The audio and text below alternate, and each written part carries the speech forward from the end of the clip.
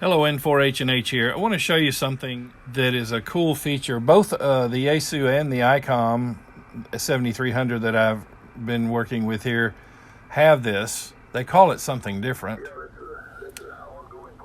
I just pressed this button right here. It's called QMB, Quick Memory Bank. And what it is think of it like this. It's like a notepad or memory pad, which is what they call it on the ICOM, where you can have 5 different frequencies and modes and filter settings and what have you ready at a fingertip, just things that places you go to frequently. And let me turn that down a little bit. So, it's a convenience feature, okay, to be sure. But, what's cool about it is that it remembers everything. Attenuation, IPO, roofing filter, and all the, digital noise reduction or not, where your filters were set, the width here, whether a shift was used. So every time you cycle through these, it will remember that. See how everything changed? Look at this. Attenuation off, amp 1, digital noise reduction, but we've got APF, we've got notch, we've got up here, it's filter width on 50. Now, I'm going to hit it again and go back to the other one. I got cassette. You can store up to 5, and I have 2 in the Yaesu right now. So now we're on sideband, and look, it's lower sideband. It's 60 dB of attenuation. IPO is enabled.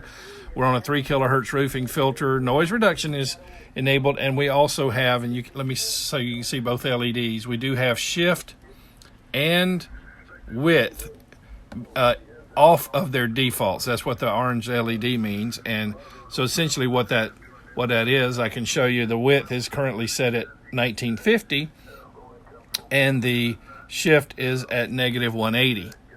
So that's where I last used those settings on that particular frequency. Now the Yaesu also has the ability to do something called band stacking, and in fact it does triple band stacking.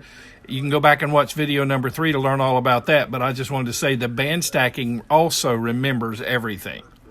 So it's a really cool convenience feature. So you got QMB, Quick Memory Bank, stores up to 5. And let me, so to store one, I'll tell you what, I'll go to, I'm going to cheat. I'm going to cheat and do something from video number 3.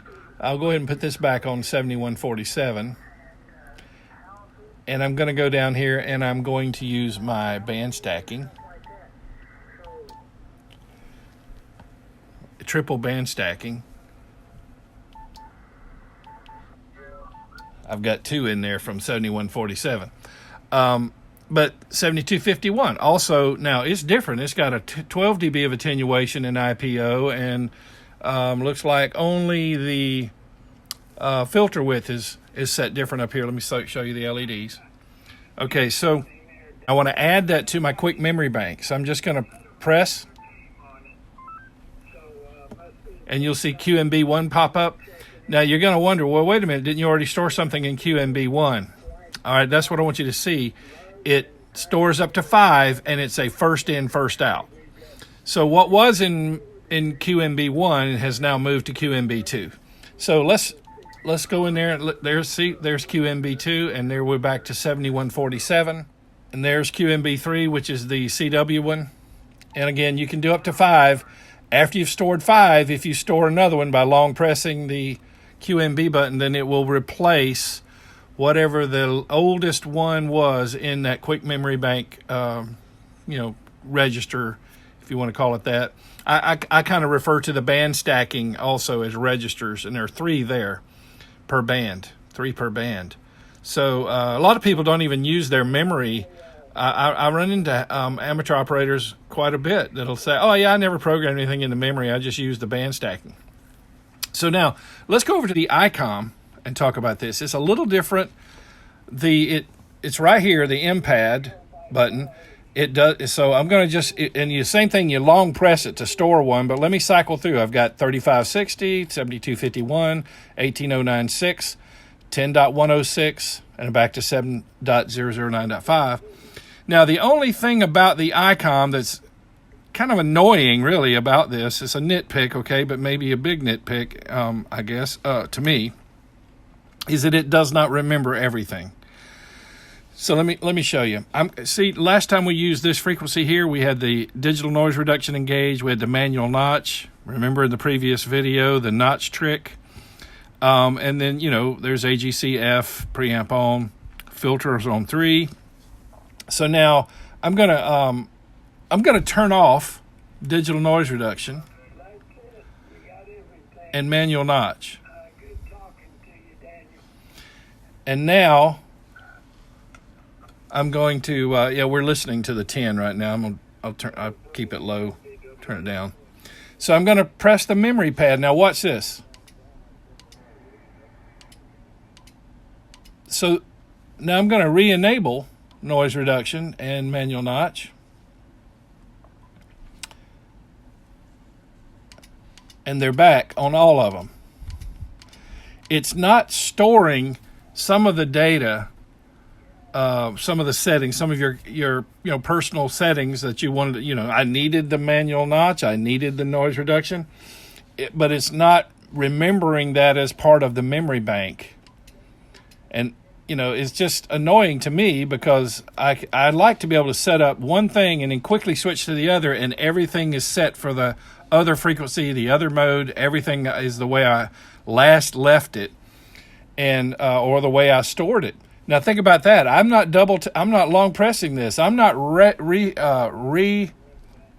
replacing these 5 memories that are in the memory pad, but yet these are global settings. They're even overruling how I last saved it in the memory pad. So that's an annoyance to me. I like how the Yaesu, not only has the triple band stacking, but the quick memory bank in the Yaesu remembers everything.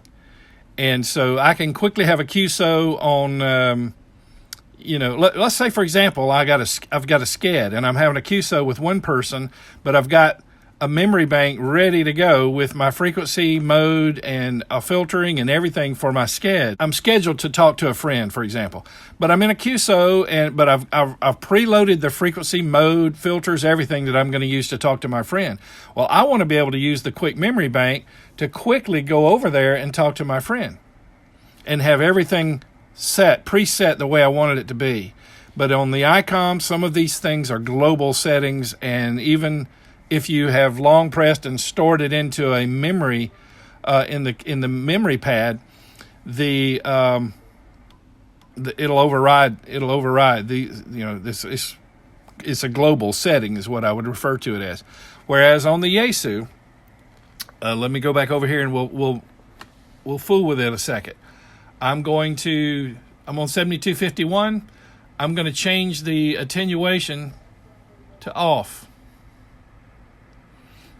Now, if I do triple band stacking,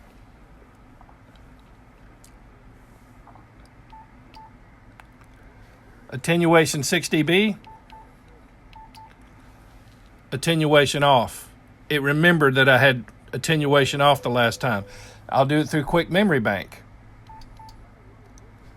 Attenuation 6 dB, attenuation off. Filters, everything, it's recording it, and so you can quickly bounce back and forth between 5 different frequencies and modes using quick memory bank, and those could be even on different bands, or 3 different frequencies and modes within each band. So that's the band stacking. Again, go back and watch video number 3 to learn more about band stacking.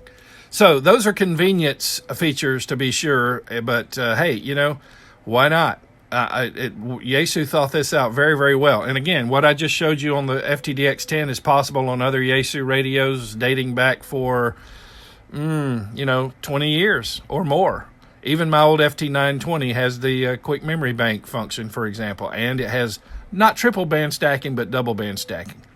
Okay, so I hope you found that video helpful and informative. I want to thank my Patreons for helping me continue to do this, and your support is just so much appreciated. If you are out there watching and you like this type of content where we just get down into operating techniques and just move on through real world operating conditions here, then hey, please join and partner with me as a Patreon. You can go to patreon.com/N4HNH. That's patreon.com/N4HNH. And if you like the video and subscribe to the channel if you haven't, those all help as well. Click the bell and you'll be notified when I upload the next video. So, hey, thanks for watching, and 73 from N4HNH.